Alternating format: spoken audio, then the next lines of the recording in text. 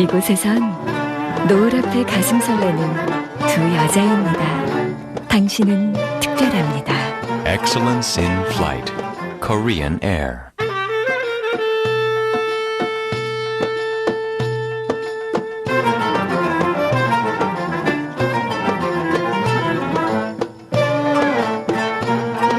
시어머니와 며느리가 아닙니다.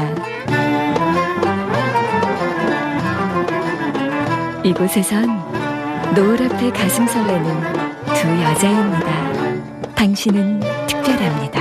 Excellence in Flight, Korean Air.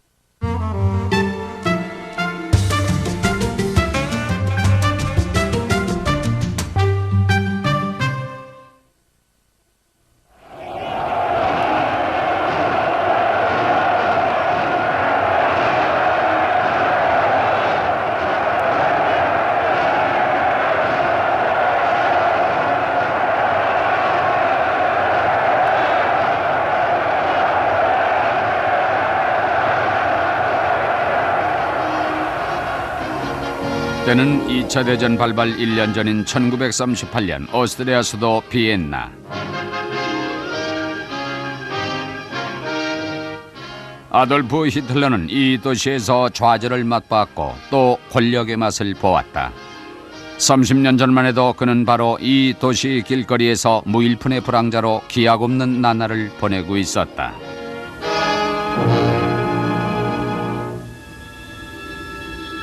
아돌프 히틀러는 1889년 4월 20일 독일 국경의 오스트리아 마을 브라우나우에서 태어났다.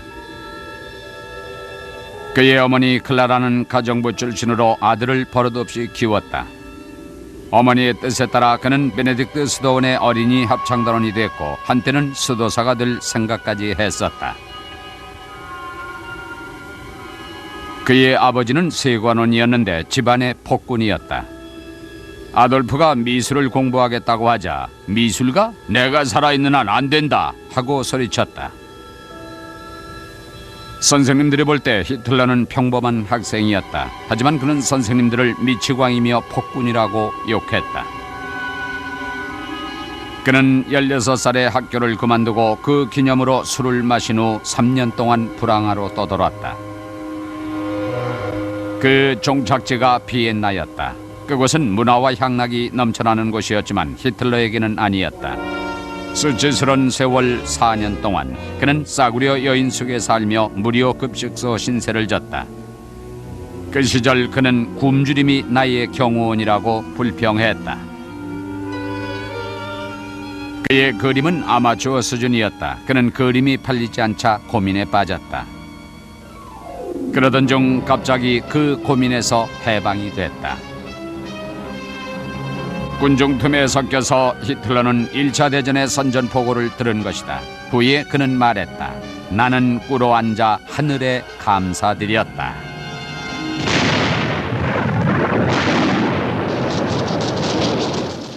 히틀러에게 전쟁은 삶의 좌절감을 해소할 돌파구였다. 히틀러에게는 기쁨과 웃음이 넘쳤다.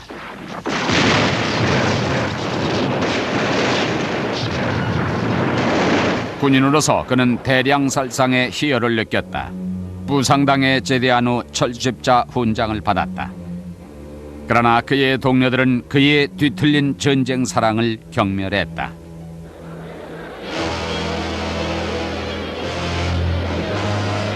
히틀러가 전선에서 돌아와 보니 독일에는 폭력이 들끓었고 국민은 패전의 수치감에 젖어 있었다. 공산주의자, 사회주의자, 복고주의자들이 악유다툼을 벌이고 있었다.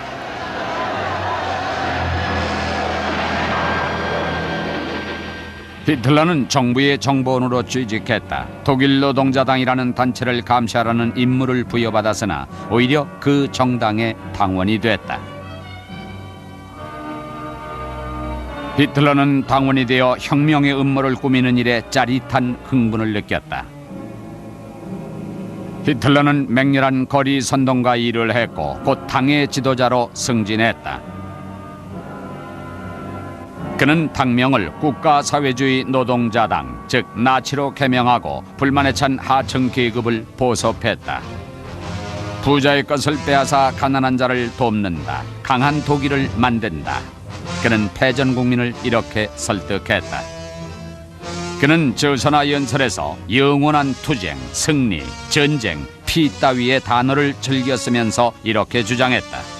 지도자가 된다는 것은 대중을 지배하는 것이다. 대중을 사로잡는데 나를 이길 자는 없다. 그는 거리의 불황자, 불량배들을 규합하여 사병 조직인 돌격대, 즉 갈색 셔츠 부대를 만들었다. 테러와 협박이 그들의 임무였다. 히틀러의 나치당은 소수파였지만 이 돌격대로 인해서 그들은 무시 못할 세력으로 등장했다. 여기서 히틀러는 권력의 맛에 도취되기 시작했다. 그는 엄청난 음모를 구상했다. 비록 추종자는 수천 명에 불과했지만 그는 자기가 정부를 축출하고 독일의 독재자가 되기로 스스로 다짐했다. 1923년 한 맥주집에서 정치 집회를 가진 다음 히틀러는 그의 갈색 셔츠 부대를 이끌고 뮌헨 거리로 나섰다. 혁명을 시도한 것이다. 그러나 100여 명의 경찰이 돌격대를 진압했다. 소위 뮌헨 봉기는 이렇게 실패로 끝나고 히틀러는 체포됐다. 이 미래의 독재자는 반역죄로 기소되어 5년형에 처해졌다. 그러나 정치적인 배려로 그는 겨우 8개월 복역 후 석방됐다. 복역 중에 그는 마인캄프, 즉 나의 투쟁이라는 책을 썼다. 이 책은 그의 반세민족주의 역사관과 자기가 독일은 물론 전 유럽을 통치한다는 망상이 뒤섞인 기괴한 내용으로 되어 있었다. 처음에는 누구도 이 책에 관심을 갖지 않았다. 초기에 히틀러는 말하자면 국가적인 웃음거리였다. 누구도 찰리 채플린 수염의 이 정치 깡패를 중요시하지 않았다. 그러나 석방된 히틀러는 굳은 결의를 가지고 망가진 국가사회주의 자당을 재건하기 시작했다. 그의 돌격대는 변절자, 도둑, 협박꾼, 살인자 등 전과자들의 소굴이었다. 그런 자들이 핵심을 이룬 가운데 히틀러는 점점 많은 동조자를 확보했다. 그는 독일의 위대함을 회복하고 힘센 군대를 만들겠다고 약속했다. 오직 힘만이 지배한다. 피나는 투쟁이 모든 성공의 아버지이다. 부하들이 볼 때 히틀러는 운명의 사나이였다. 히틀러는 자신이 거머쥐려는 권력에 날마다 한 걸음씩 다가서고 있었다. 이 운명의 사나이는 어린 조카 겔리 라우블에게 비틀린 애정을 느꼈다. 독점력이 강한 히틀러는 그녀가 자신의 곁을 잠시도 떠나지 못하게 했다. 결국 1931년 어느 날 견디다 못한 그녀는 자살하고 말았다. 히틀러는 죄의식을 느꼈지만 그녀의 죽음을 애도할 시간이 없었다. 붕괴하는 독일의 정권을 낚아챌 권력투쟁이 더 급했기 때문이었다. 500만 노동자들이 실업 상태였고 약체인 중도파 정부는 위기 속에서 허우적거렸다. 히틀러는 이 절박한 상황을 최대한 이용하여 소요를 일으켰다. 공산당 역시 폭동을 일으켰다. 이 두 세력은 자신들이 권력을 장악하려고 혈안이 됐다.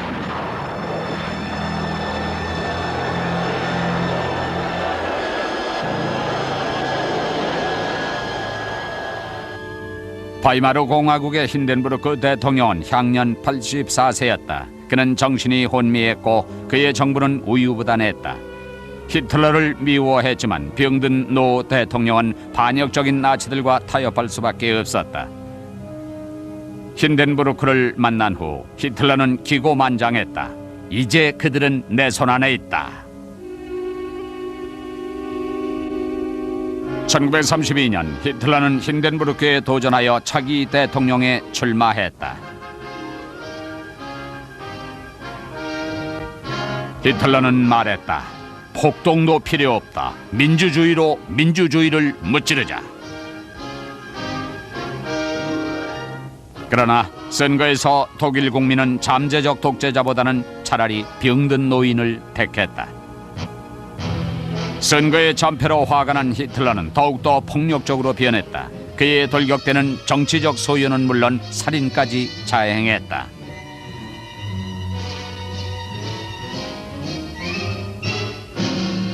궁지에 몰린 힌덴부르크는 운명적 조치를 취했다. 악으로 악을 물리치려 한 것이다.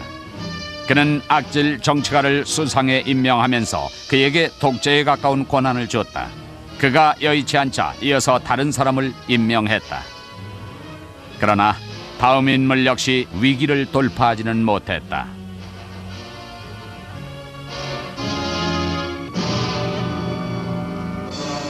마지막 극약 처방으로 힌덴부르크는 히틀러를 수상에 앉혔다.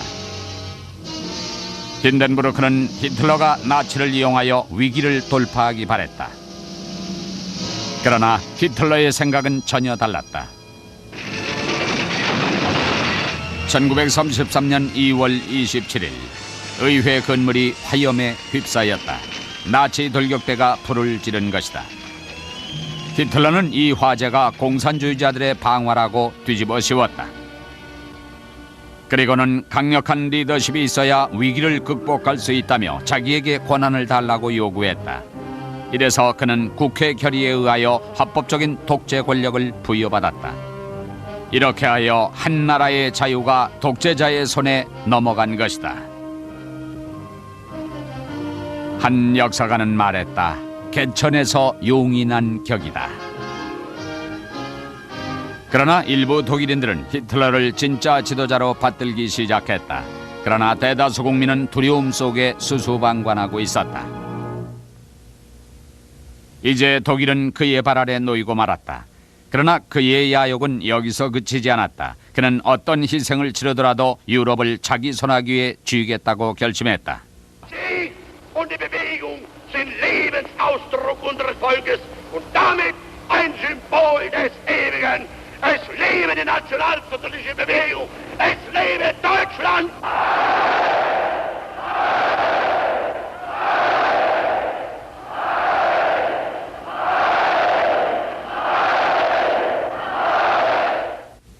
Diese Zukunft restlos uns gehört! 이제 히틀러는 독일의 완벽한 독재자였다. 그는 극도로 무자비한 자들을 부하로 거느렸다. 헤르만 괴링, 약물 중독 경력이 있는 이 자는 후에 독일의 경제를 주물렀고 공군 루프트와페를 지휘했다. 괴링은 군수 산업가들과도 친했지만 그들보다는 히틀러의 갈색 셔츠 부대원들과 더 많이 어울렸다. 반셈족주의 전문가인 선전상 요제프 괴벨스.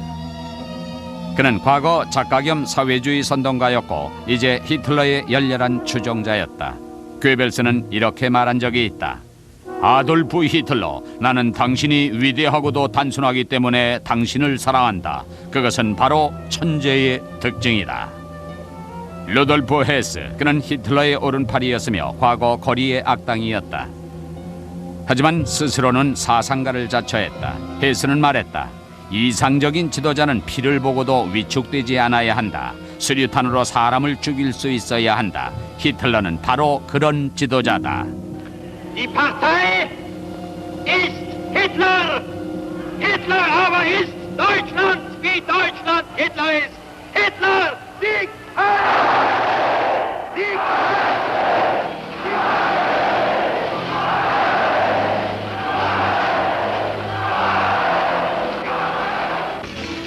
사상은 위험한 것이므로 그런 책은 태워 없애야 한다. 국가의 언론과 문화는 정부가 통제해야 한다. 나치 이외의 정당은 모두 밟아 없애라.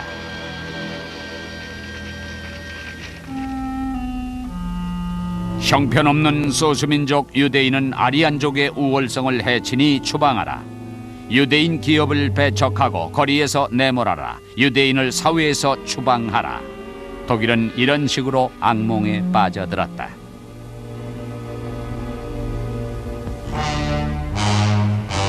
대부분의 독일인들은 이 테러를 모른 채 했다.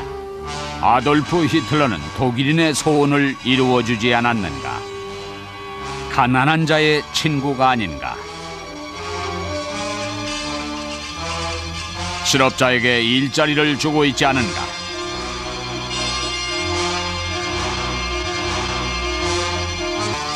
히틀러가 노동조합을 해산하고 임금을 통제한 건 사실이었다. 하지만 노동자들이 경제적 안정을 찾게 되자 자유는 어느 정도 희생당해도 그만이었다. 사업가들도 히틀러를 껴안았다. 나치라는 전쟁 기계를 조립하는 일로 사업가들은 엄청난 이익을 얻어냈다. 독일은 이제 좋은 시절을 맞았다. 대다수 독일인들은 자기들이 정치 깡패의 편에 선 것에 개의치 않았다. 하지만 그 깡패는 유럽을 지배할 음모를 꾸미고 있었다. 1936년 3월 7일 소규모 나치 병력이 베르사유 조약에 의해 비무장지대로 설정된 라인란트를 점령했다. 이것은 자살행위나 다름없었다. 히틀러는 프랑스와 영국이 이런 침략 행동은 물론 제3제국 자체를 무너뜨릴 힘이 있다는 걸 잘 알면서도 모험을 감행한 것이다. 그러나 웬일인지 프랑스와 영국은 아무런 제재도 가하지 않았다. 히틀러의 예상대로 된 것이다. 프랑스와 영국은 이길 수 있는 전쟁을 회피한 것이었다. 라인란트 점령에 고무된 히틀러는 이탈리아의 독재자 베니토 무솔리니를 만났다. 그는 무솔리니와 함께 군사적 모험을 감행하여 그 전리품을 나누자고 제안했다. 무솔리니를 동맹으로 끌어들인 히틀러는 다음 행동에 돌입했다. 1937년 겨울 히틀러는 고위 장교들을 모아놓고 극비 회의를 열었다. 그는 유럽으로 진군할 결심을 밝혔다. 장군들은 독일은 아직 약하며 프랑스와 영국의 군사력을 감당할 수 없다고 진언했다. 그러나 히틀러는 이미 자신의 야심을 억제할 수 없었다. 1938년 3월 13일 히틀러의 군대가 힘없는 오스트리아를 휩쓸었다. 영국과 프랑스는 또다시 아무런 제재도 가하지 않았다.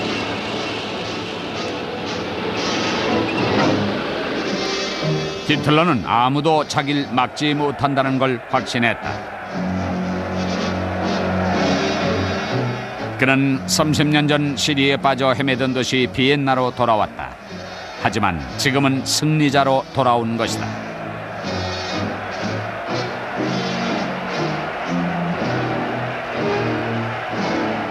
아돌프 히틀러는 자기로 인해서 온 유럽이 전쟁의 벼랑 끝에 서게 된 사실에 오히려 긍지를 느꼈다.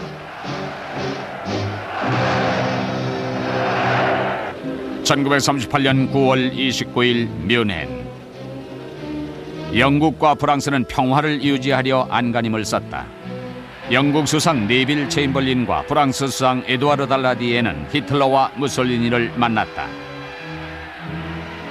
히틀러는 체코슬로바키아의 거의 4분의 1이나 되는 주데텐란트 지역을 달라고 했다. 그렇지 않으면 전쟁을 하겠다고 위협했다. 체인벌린은 어떻게든 전쟁을 피하려 했고 그의 유화 정책은 체코를 이리에게 던져줌으로써 절정에 달했다.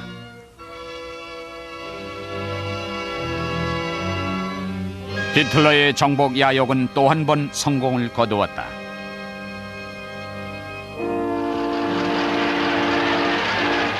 체인벌린은 히틀러가 자기를 작은 벌레라고 비웃는 줄도 모르고 런던으로 돌아왔다.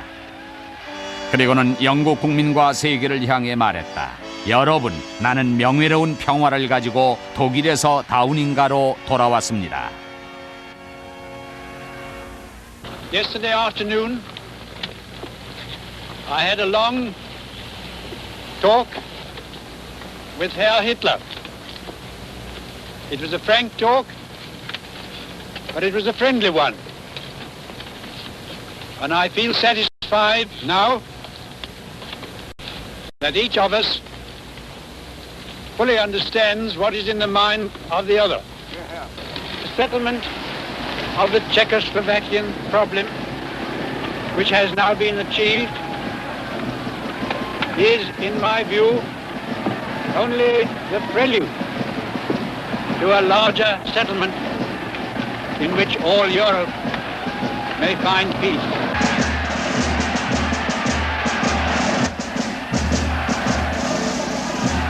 그러나 유럽에는 어두운 먹구름이 급속하게 몰려오고 있었다.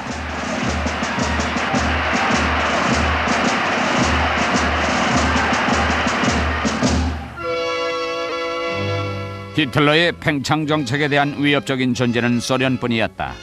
그래서 히틀러는 1939년 8월 스탈린과 불가침 조약을 맺었다. 세상을 놀라게 한 이 조약은 히틀러로 하여금 또 다른 모험을 시도하게 만들었다.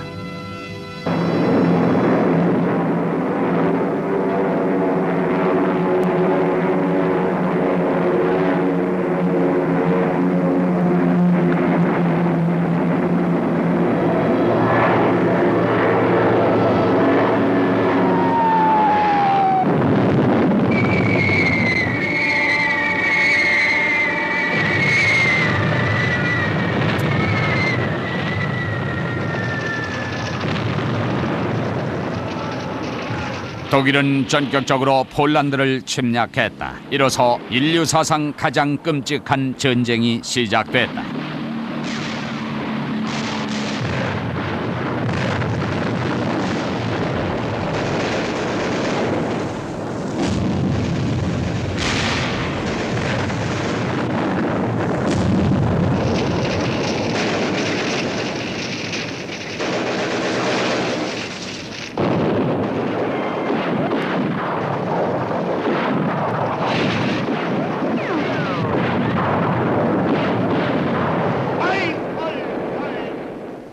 Und ihr, meine Jugend, soll dieses Volk nun werden.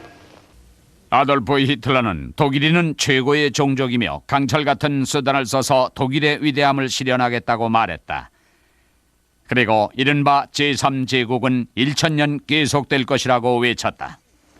Und ihr müsst euch schon dafür erziehen. 아돌프 히틀러는 그의 모든 것을 걸었다. 나치 제3제국의 번영을 위해선 유럽 전부를 석권해야 했다. Friedlieben und aber auch tapfer ist. Und ihr müsst friedfertig sein.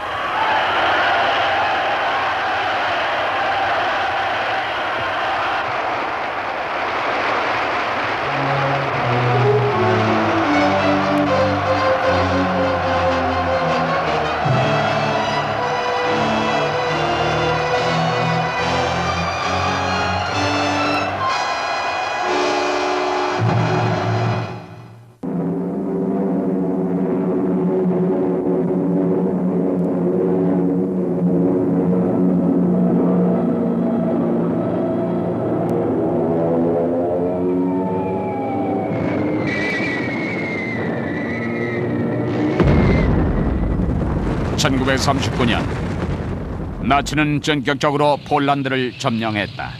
그러나 그 이전에 히틀러는 위협과 협박 그리고 거짓 평화 전술로 오스트리아와 체코슬로바키아를 이미 손에 넣었다. 그런 다음 그는 부하들에게 이렇게 말했다. 앞으로의 성공은 피를 흘려야 얻어질 것이다.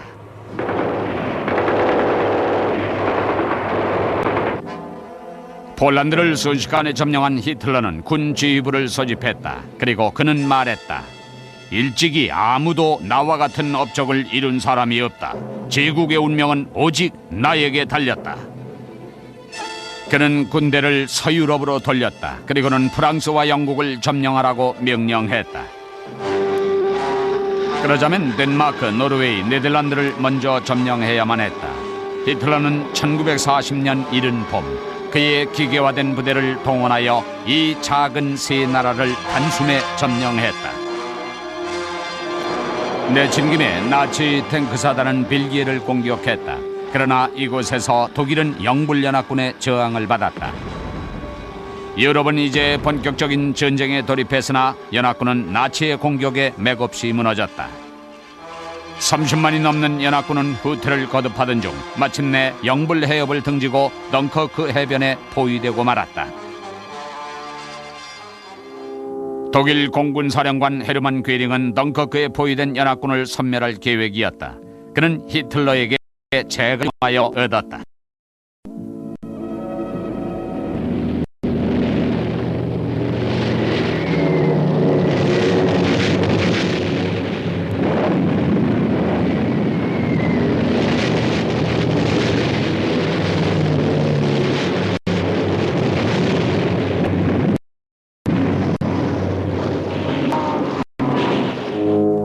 그러나 나치 공군의 연합군 섬멸 작전은 실패로 끝났다. 무자비한 폭격에도 불구하고 연합군은 바다로 탈출한 것이다. 하지만 패배주의에 빠진 프랑스는 폴란드나 노르웨이처럼 스스로 항복해버렸다. 바로 1940년 봄의 일이었다.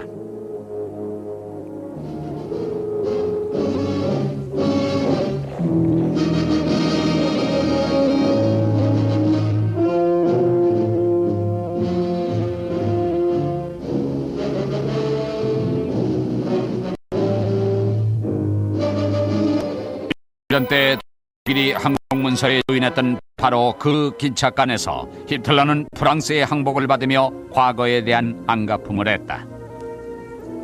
이 광경을 윌리엄 샤이러라는 기자는 직접 지켜봤는데 히틀러의 얼굴에는 경멸, 분노, 증오, 복수심, 승리감이 혼합되어 있었다고 보도했다. 히틀러 자신도 그때가 자기 생애에서 가장 위대한 순간이었다고 말했다.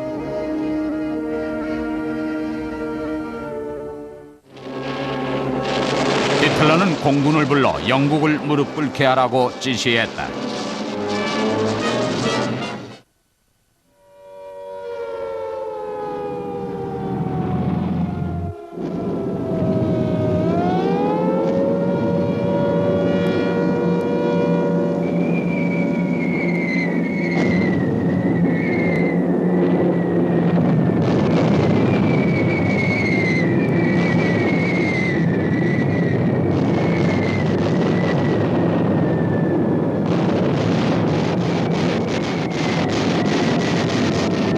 작은 섬나라 영국은 장기간에 걸친 나치의 공습에 고전했다. 그러나 마침내 전세는 영국 편으로 바뀌었다. 영국 공군의 끈질긴 대항에 막강 독일 공군은 엄청난 손실을 입었다.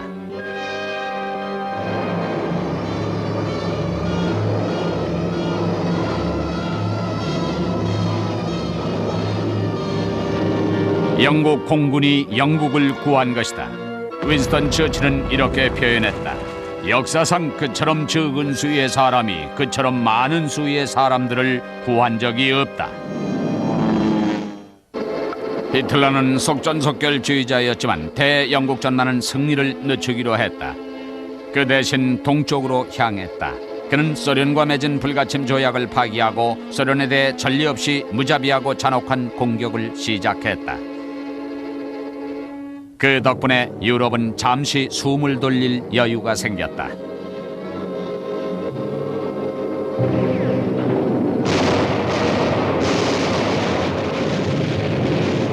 독일군은 소련 영토를 관통하여 모스크바와 레닌그라드로 향했다.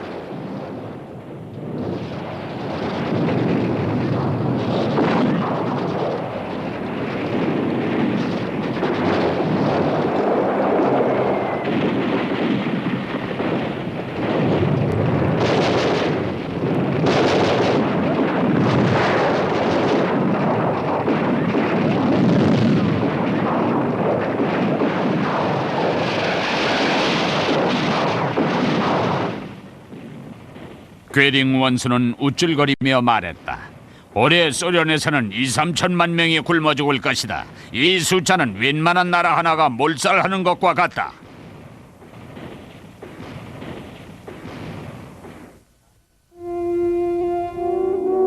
여기는 바바리아 산중의 베르이스가르텐. 히틀러는 전쟁의 잔혹함을 피해 이곳에서 그의 정부 에바 브라운과 망중한을 즐겼다. 히틀러는 집권 초기 상점 점원이던 에바 브라운을 만났다. 독일 국민조차 그녀의 존재를 잘 모를 정도로 히틀러는 그녀를 숨겼다. 히틀러와 헤어져 있을 때면 그녀는 두 가지 취미를 즐겼다. 대중소설 읽기와 체조였다.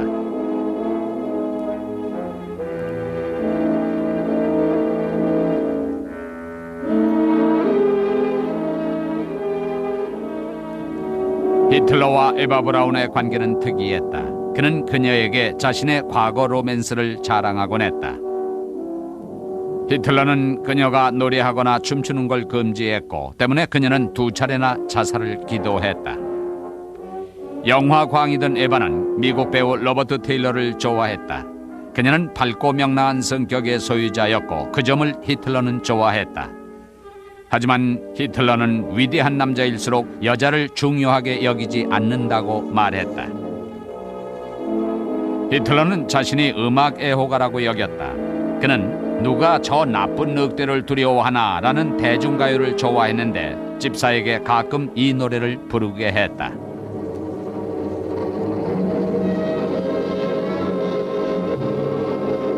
히틀러는 가끔 에바 브라운의 부모나 여동생 그레첼을 초대했다.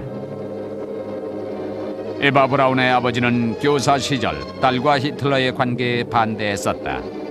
그는 상냥한 자신의 딸이 괴짜 같은 남자와 함께 사는 것을 불평했지만 히틀러의 군대가 유럽을 석권하자 그는 히틀러의 호의를 기꺼이 받아들였다. 대소련전이 시작되자 히틀러는 산장 휴가를 즐길 수가 없었다. 그리고 일본은 진주만을 공격했다. 히틀러는 몸이 달았다. 대미국전을 예정보다 1년 이상 앞당겨야만 했다. 어쩔 수 없이 히틀러는 미국에 선전포고를 했다. 독일은 자국의 권리를 지킬 뿐이다. 수천 명의 처칠과 수천 명의 루즈벨트가 합세하여 공격해도 독일은 자국의 생존을 지켜갈 것이다.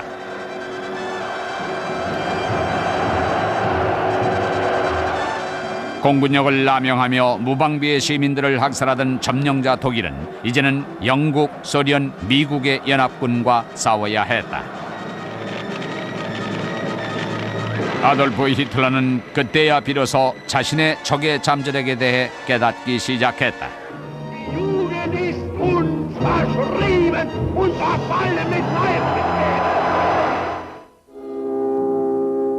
아돌프 히틀러는 2개의 전선, 즉 소련 전선과 아프리카 전선에서 싸워야 했다. 그러한 전쟁의 압력이 그를 괴롭히기 시작했다. 히틀러는 흰머리가 생기고 괴벨스에게는 현기증이 난다고 털어놓았다.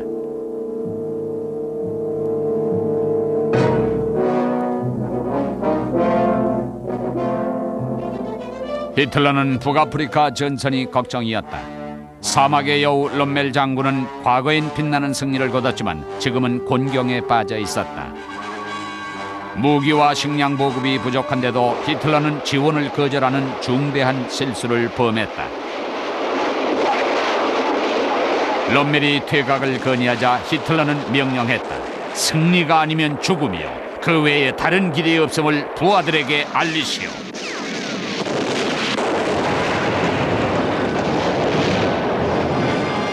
독일은 결국 사막 전투에서 패배했고 이것은 아돌프 히틀러 몰락의 시발점이 됐다.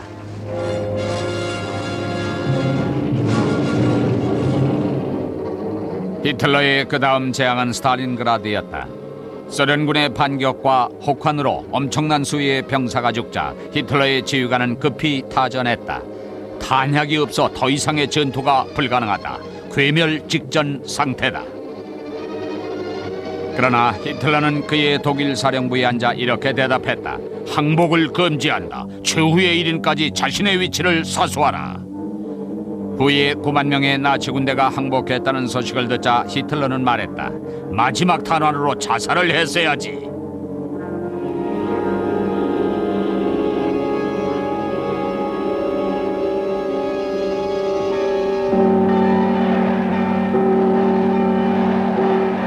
(1944년 2월) 미군은 로마를 탈환했다. 그야말로 유럽의 부드러운 아랫배를 되찾은 것이다.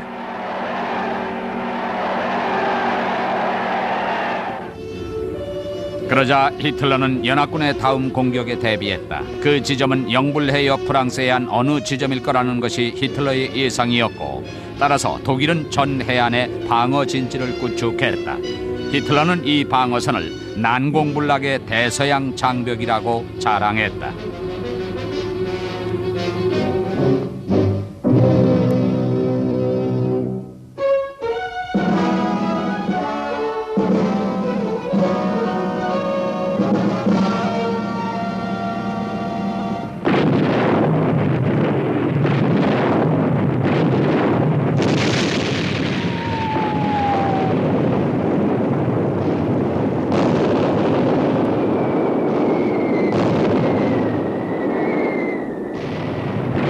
D-Day 1944년 6월 6일 노르망디 상륙작전이 시작됐다.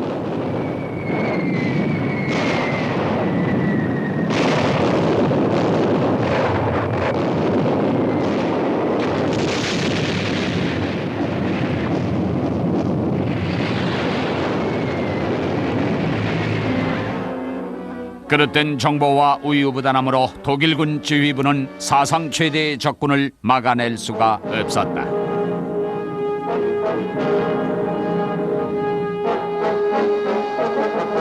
그 운명의 날, 베리스가르텐에서 연합군 상륙작전을 보고받은 히틀러는 비상식적인 명령을 내렸다. 침입자들을 오늘 밤만으로 바다로 내몰아버려라. 그러나 바로 다음 날 30만이 넘는 연합군 병력이 상륙에 성공했다.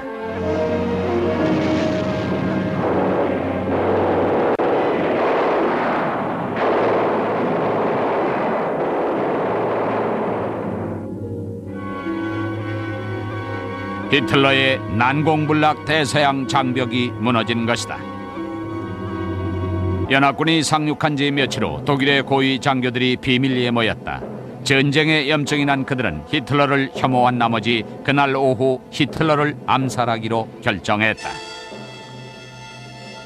거사를 맡은 장교가 시한폭탄이 든 서류 가방을 히틀러의 자리에서 1.8m쯤 되는 곳에 놓아두었지만 그 사실을 모르는 다른 장교가 이 가방을 멀리 떨어진 곳으로 옮겼다. 시한폭탄의 폭발로 그 방에 있던 사람 대부분이 죽거나 중상을 입었다. 그러나 히틀러는 몇 군데 심한 화상과 오른팔이 부분적으로 마비된 정도였다. 히틀러는 그날 오후 무솔리니를 만나 이렇게 말했다. 죽음도 피해갔으니 앞으로 내가 하려는 위대한 일은 좋은 결과에 이를 것입니다. 무솔리니는 화답했다. 오늘 사건이 내게 새로운 용기를 주는군요. 이것이 그들의 마지막 만남이었다. 그로부터 1년도 안 돼 무솔리니의 시체가 밀란 시내에 거꾸로 매달렸다. 히틀러를 암살하려던 장교들은 재판에 회부됐다.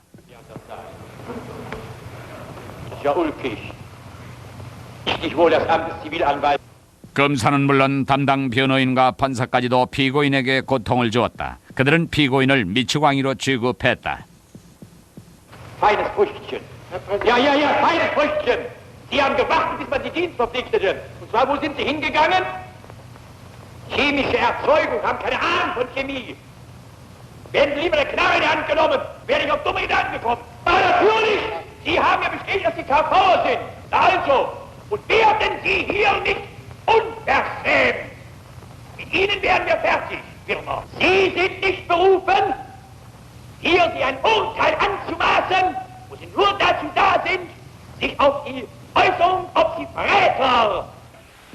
피고인들은 나치의 잔악행위를 멈추기 위해 거사를 계획했다고 말했다. In der Zeit heraus ein vielfaches Hin und Her in der Einstellung gegenüber den Polen praktisch erlebt habe. Das ist eine wesentlich gedacht an die vielen Morde. 판사는 그들의 말을 제지하며 모두가 죽어야 한다고 소리쳤다. Ja, also OKH, sagt auch weiter. 판사는 피고인들은 반역자 불량배라고 불렀다. 히틀러는 음모자들을 피아노줄과 가축 처리용 갈고리로 교살하라고 명령했다.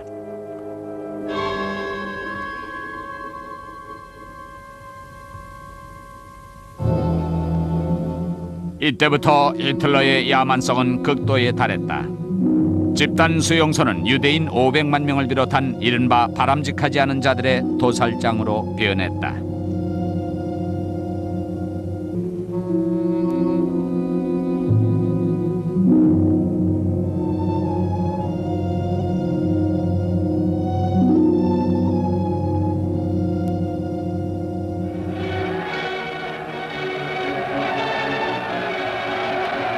대부분의 독일인들은 집단 수용소에서 자행되는 대학살에 무신경했다. 1944년 그들은 히틀러의 55회 생일을 축하했다. 그들은 끝까지 히틀러를 맹목적으로 따랐다. 연합군은 히틀러의 제3제국에 압박을 가해왔다. 서쪽에서는 영국과 미국군이, 동쪽에서는 소련군이 히틀러를 포위했다.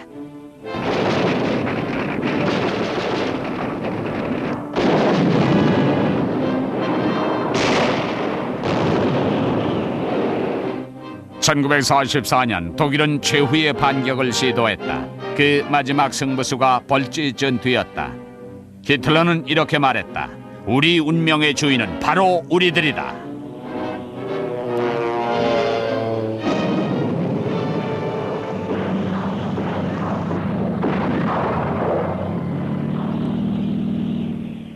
그러나 이 전투도 실패로 끝났다.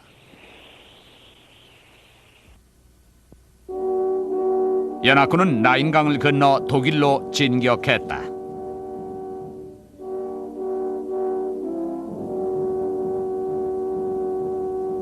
히틀러는 베를린의 시장관사 지하에 새로운 사령부를 마련했다. 그리고 거기서 에바 브라운과 결혼식을 올렸다. 이미 몇 차례 신경쇠약 증세를 보인 히틀러를 한 장교는 이렇게 묘사했다. 완전히 지친 모습이었다. 그의 일거수일투족은 정신병자와 같았다. 소련군이 베를린 교회까지 다가왔다. 히틀러의 벙커까지는 겨우 몇 킬로미터 떨어진 거리였다. 지하에서 히틀러는 유서를 썼다. 이 유서에서 그는 자신의 과거를 영광스럽고도 영웅적인 투쟁이었다고 자평하면서 나는 즐거운 마음으로 죽는다고 기록했다. 소련군의 포격에 벙커 지상의 수상관저가 대파됐다.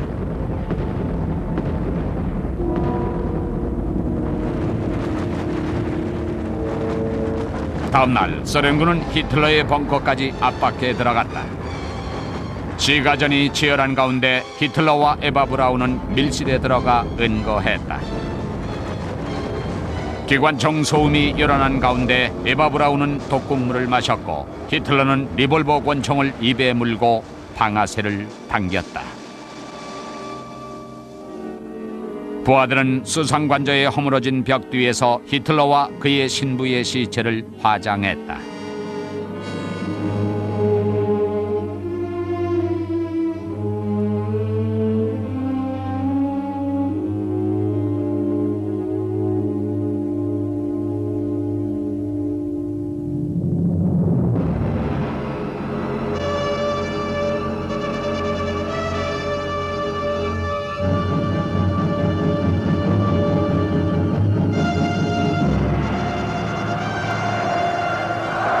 히틀러가 죽음의 전쟁을 시작하던 초기 시절 요제프 괴벨스는 이런 예언을 했다. 우린 권력을 쥐면 결코 놓지 않을 것이다. 우리 시체를 치우지 않고서는 그것을 빼앗지 못할 것이다. 그의 예언은 정확히 맞았다.